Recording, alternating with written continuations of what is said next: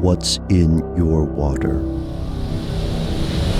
You can turn back now or learn the stuff they don't want you to know.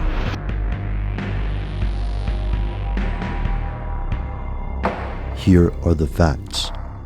According to 2005 data from the U.S. Geological Survey, the average U.S. resident uses between 98 and 100 gallons of water each day. Water treatment systems around the country work continually, filtering water to prevent disease. While America's water systems have been at the center of various controversies, from allegations of fluoride poisoning to charges of corruption and so on, most people can agree that having easy access to clean water is a good thing. But how clean is it exactly? Here's where it gets crazy. An advocacy organization called the Environmental Working Group claims that the water isn't as clean as you might think.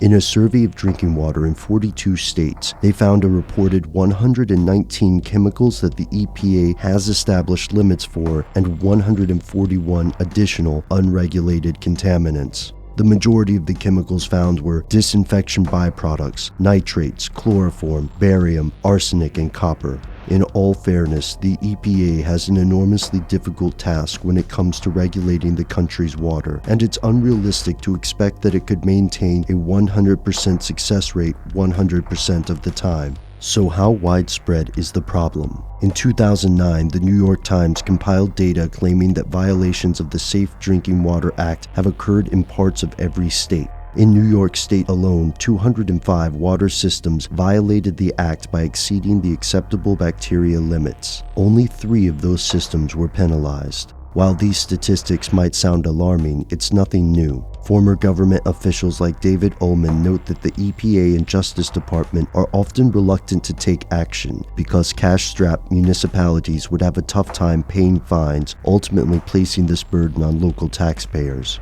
And it's difficult to accurately measure the health effects of contaminated drinking water. For example, while we know that up to 19 million Americans may become ill each year due to parasites, viruses, and bacteria in drinking water, we don't have reliable data on long-term effects, such as allegations of breast and prostate cancer caused by contaminants. While it's tempting to fall into exaggeration and alarmism in the absence of hard facts, it's neither good science nor good public policy.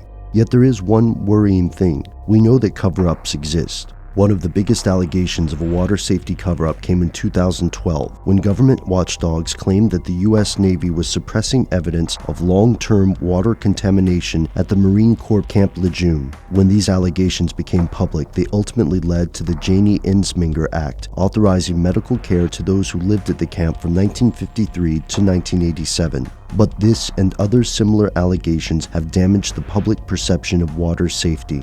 When it comes to contaminants, more and more people seem convinced that there's something the EPA doesn't want you to know. But what about the other public utilities? Stay tuned to learn more in our upcoming episode.